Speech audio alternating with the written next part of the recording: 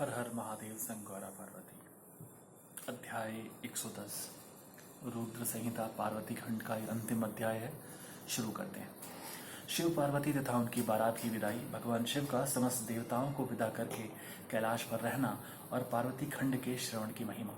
ब्रह्मा जी कहते हैं, नारद, ब्राह्मणी ने देवी पार्वती को पतिव्रत धर्म की शिक्षा देने के पश्चात मीना को बुलाकर कहा, महारानी जी, अब अपनी पुत्री की यात्रा कराइए, इसे विदा कीजिए। तब बहुत अच्छा कहकर वे प्रेम के वशीभूत हो गई। फिर धैर्य धारण करके उन्होंने काली को बुलाया और उसके वियोग के भय से व्याकुल हो वह बेटी को बारंबार गले से लगाकर अत्यंत उच्च स्वर से रोने लगी। फिर पार्वती भी करुणाजनक बात कहती हुई जोर जोर से रो पड़ी। मीना और शिवा दोनों ही विरह शोक से पीड़ित हो मूर्छित हो गई। पार्वती के रोने से देव पत्नियां भी अपने सुध-बुध खो बैठी। सारी स्त्रियां वहां रोने लगी। वे सब की सब अचेत सी हो गई।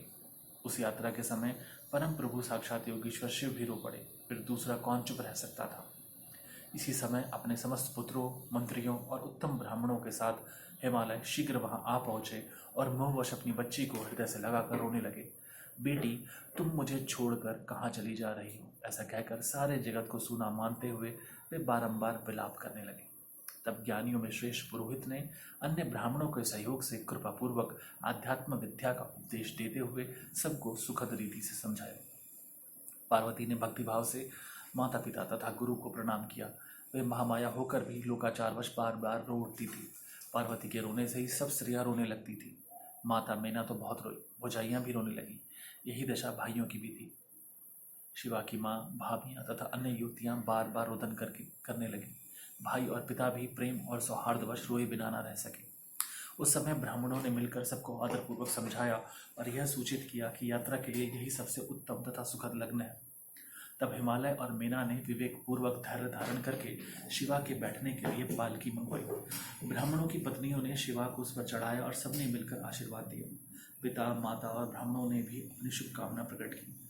मीना और हिमालय ने पार्वती को ऐसे ऐसे सामान दिए जो महारानी के योग्य थे। नाना प्रकार के द्रव्यों की शुभ राशि भेंट की जो दूसरों के लिए परम दुर्लभ थी।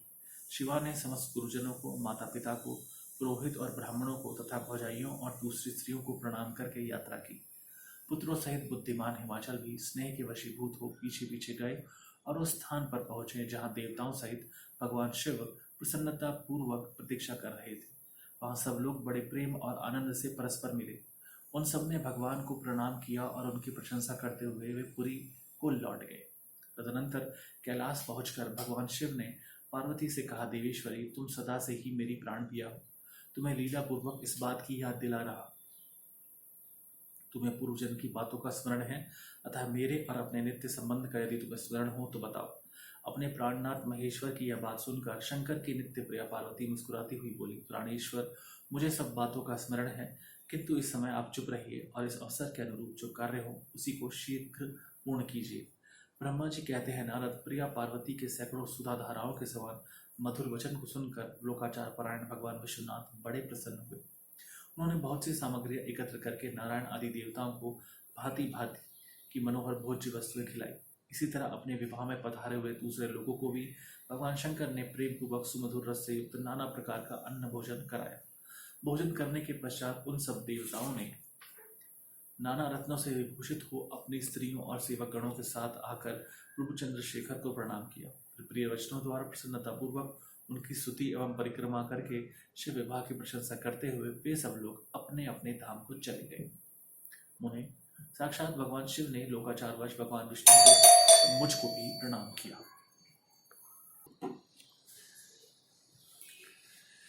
ठीक उसी तरह जैसे 52 रूपधारी श्री हरि ने महर्षि कश्यप को नमस्कार किया, तब मैंने और श्री विष्णु ने शिव को हृदय से लगाकर उनसे आशीर्वाद लिया। तदंतर श्री हरि ने उन्हें परब्रह्म परमात्मा मानकर उनकी उत्तम स्तुति की। इसके बाद मेरे सहित भगवान विष्णु शिव से विदा ले शिवा और शिव को प्रसन्नतापूर्वक हाथ जोड़ उनके विवाह की प्रशंसा करते हुए अपने उत्तम धाम को गए। भगवान शिव ही पार्वती के साथ सानंद विहार करते हुए अपने निवास भूत कैलाश पर्वत पर रहने लगे। समस्त शिवगणों को इस विवाह से बड़ा सुख मिला।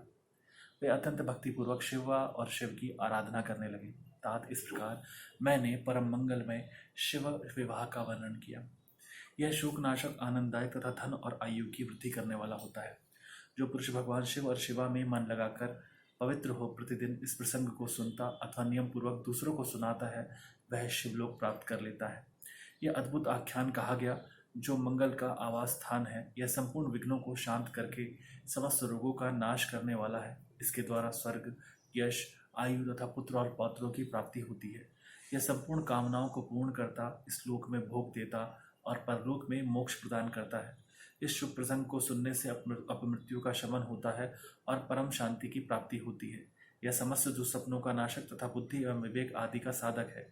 अपने सुख की इच्छा रखने वाले लोगों को शिव संबंधी सभी उत्सवों में प्रसन्नता के साथ प्रयत्नपूर्वक इसका पाठ करना चाहिए। यह भगवान शिव को संतोष प्रदान करने वाला है। विशेषतः देवता आदि की प्रतिष्ठा के समय तथा शिव संबंधी सभी कार्यों के प्रसंग में प्रसन्नता पूर्वक इसका पाठ करना चाहिए अथवा पवित्र हो शिव पार्वती के इस कल्याणकारी चरित्र का श्रवण करना चाहिए। ऐसा करने से समस्त कार्य सिद्ध होते हैं। यह सत्य है, इसमें संशय नहीं है। बहुत बहुत धन्यवाद। यहाँ पर पार्वती खंड समाप्त होता है। रुद्र संहिता। बहुत सारे गूढ़ रहस्य इन बातों में कहे गए हैं। देवता भी भोजन करते हैं, इसका उल्लेख भी है। कैसे विष्णु जी की स्तुति शिव करते हैं और शिव की उत्तम स्तुति विष्णु जी करते हैं। लोकाचार का पालन जब भगवान भी करते हैं तो हमें तो करना ही चाहिए। सावन मास का उत्तम सोमवार और चौथा सोमवार ही आज है।